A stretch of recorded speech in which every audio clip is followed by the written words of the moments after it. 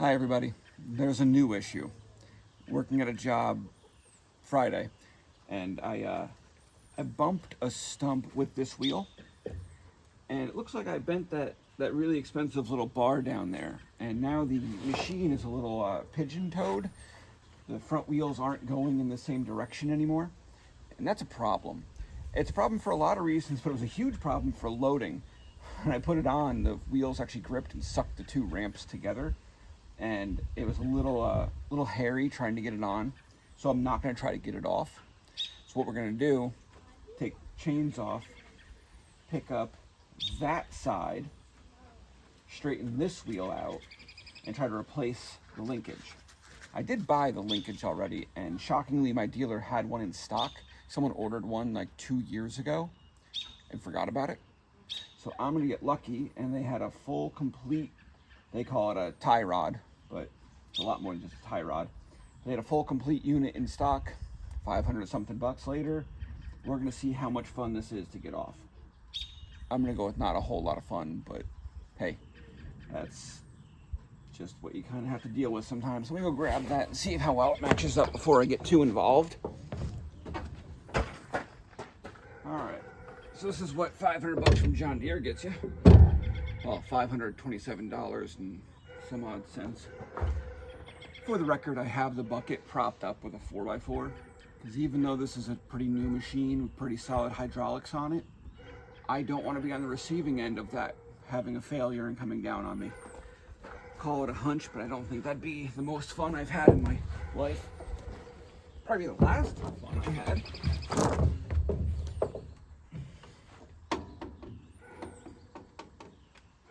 Yeah, that looks right. All right. Next is the fun part. Let's get this thing unchained, start doing some work.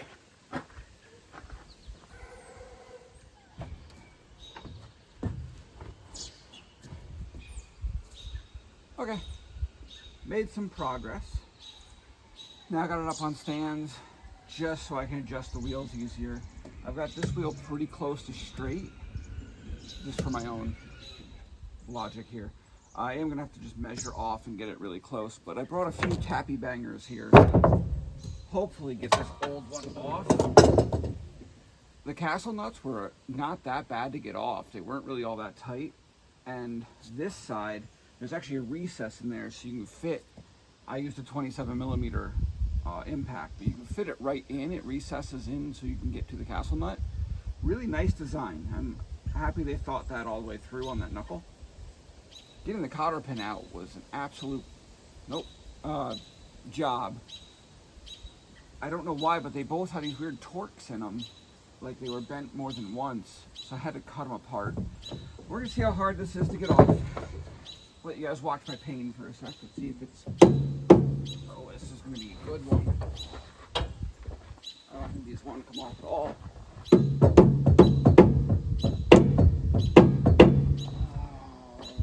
There's no room to work, because why would there be? Let's see if I can get down here without cracking my head open again. Hit my head twice so far, in case anyone's wondering.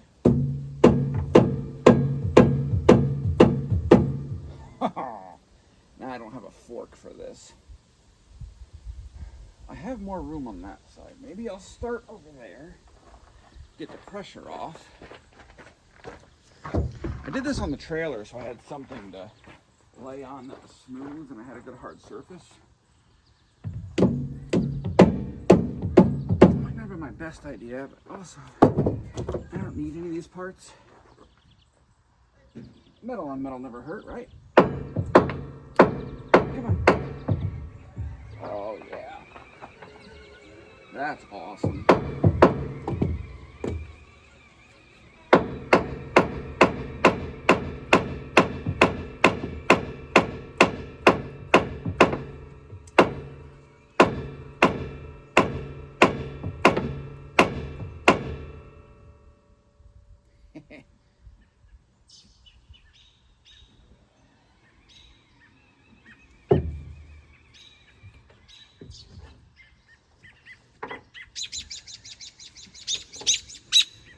Okay, plan B. Okay, we got a little violent with this thing. Had to use some bigger hammers than I anticipated. Got everything off. Castle nuts came off really easy, but the cotter pins did not come off easy at all. So now we have a new issue, and I'm hoping there's a simple solution. But when you reach down here, now that I got both off, it works. I gotta figure out how to weasel the new one back in, but that wasn't terrible. Believe it or not, this bar came off pretty well. Now, in case you're wondering, the bar has a slight, we'll call it a kink in it. I don't think this was really gonna get straightened back out. I know somewhere someone's thinking, a little heat and a hammer. I don't think so. I think I boo-booed that pretty good. And judging by the bend in that, I think that's been bent for a while and I didn't realize, because now I'm looking at my tires. These tires have all of 100 hours on them. And they have maybe 3/8 of an inch in the middle of tread. And they're definitely starting to cup. I replaced these tires, I believe, with something like 450 hours on the machine. And let me go see. I don't know why my kids are yelling, but why wouldn't they be? I have what, 635. Okay, so maybe they have 200 hours on them, or 150. I don't know. I shouldn't have had to replace them in the first place, but this definitely did not help their longevity.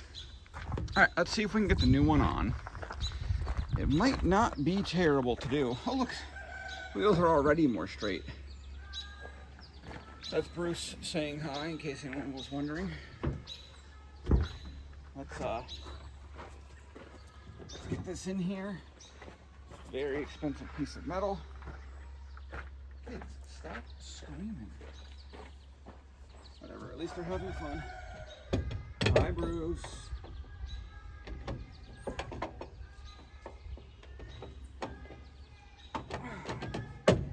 Okay. That wasn't bad.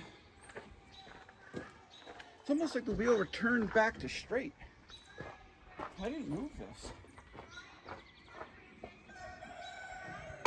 Yes, Bruce. Yes, yes, yes. Nope, other way.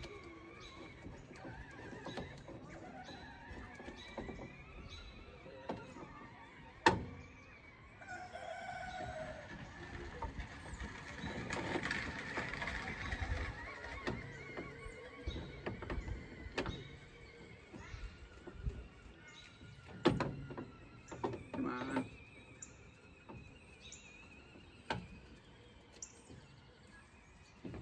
You know you wanna. There we go.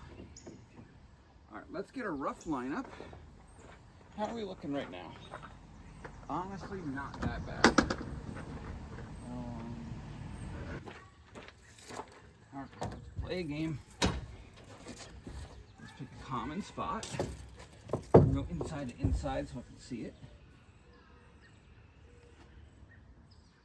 Yeah. 45 on the money.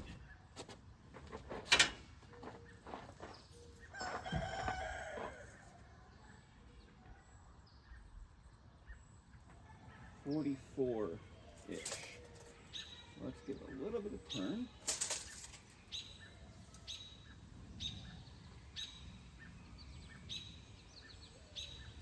A little more turn. 2, 3. All right, we're at 44, a hair over a half. Wouldn't quite call it 9/16, but 44 and 5/8. Not gonna lie, figure the rest of that out later. That's pretty damn good for eyeballing it so far. Oops, my bad. All right, let's put some casting nuts back on this and see where we end up. All right, project's done. Got the new bar in. I believe the measurement ended up being 44 and 11/16, but I went from rubber to rubber on the tires, so it's probably a little off. Should be neighborhood close, but closer than it was. I mean, that other bar was rough. But if you get in here, you can see it wasn't terrible. It just wasn't great. I ended up just having to beat the bejeebers out of it to get it out, which thankfully I had a complete unit because I would have never gotten this out and I'd been able to reuse it. I screwed the threads up on the other one pretty bad trying to get it. They're really pushed in there, but tightened down really well. Got the stop nuts locked on. Gonna run it for like 2-3 hours, turn it a lot, take it down the road a little bit, like a couple 100 feet, just so it gets a little bit of real pressure on it.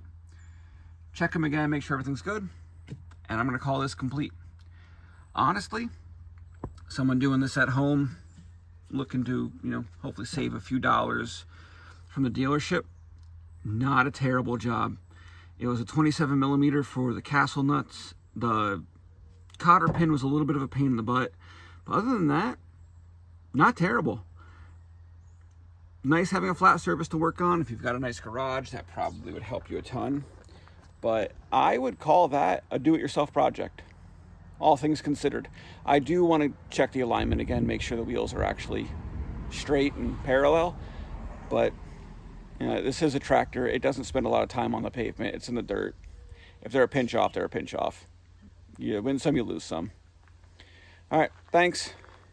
Hopefully it's the last project I have on the machine for a while. I have projects planned. I have some big jobs coming up.